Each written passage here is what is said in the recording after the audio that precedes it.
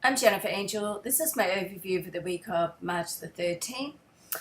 Late getting them out this week, I'm sorry, so I'm just going to do snapshots for your individual reports.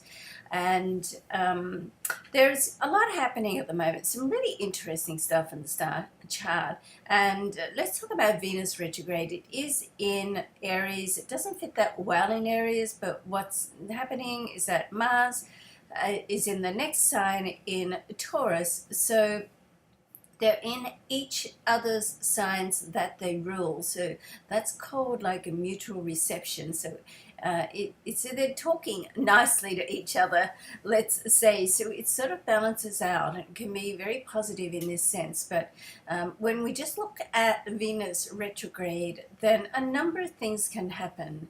Let's remember that Venus is the ruler of love and money. Also, because it rules the second and the seventh house, it's all relationships, interactions, and keeping balance in your life between relationships and your life in that sense too.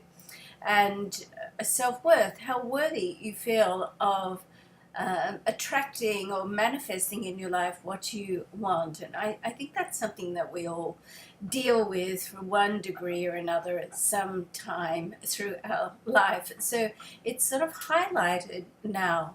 So, with Venus retrograde, people can come back into your life, perhaps a lover or a relationship for a couple of reasons. It could be just a very, very nice way to reunite or, reignite the flame.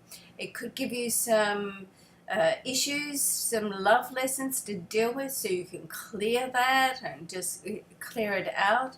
Monetary issues can come up, and also you can, money issues or projects that are potentially financially great can come back now and give you a chance to really follow through, make that happen, or quit it. So, a retrograde planet to me really does give you a chance to sort of think things through, make it or break it.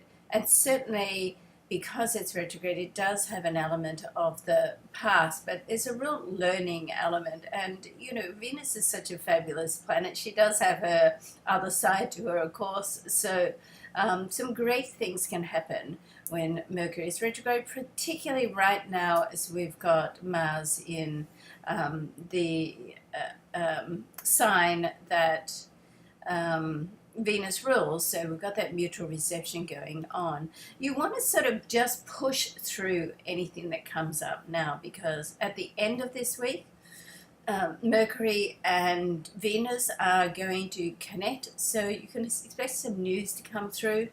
Pretty well at the same time, the Sun and Saturn are squaring, so that can sort of set up, just some things to move through, to work through. The Sun is in Pisces, so it's very intuitive, inspirational, imaginative, and Saturn is in sign of Sagittarius, so it wants to sort of push forward and get things done, but because of the nature of Saturn being a little bit cautious, it allows you to think things through. So you don't want to get too bogged down, though. It's a time really to think it through and push through, okay?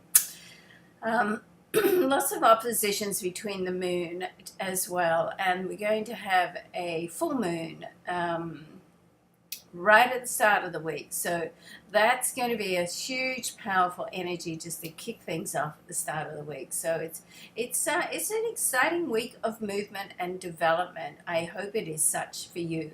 I do have a new reading at the moment. It's which I've because people have been very interested in it.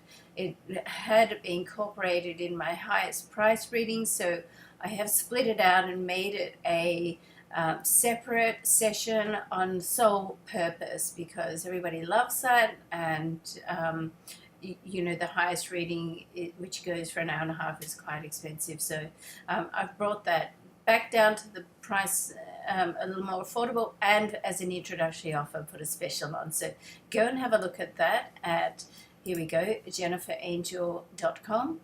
and you'll see it at the top of the page, the soul purpose reading. Okay, all right, love and luck to you, and I'll go ahead now and do the individual reports. Bye for now. Have a great week.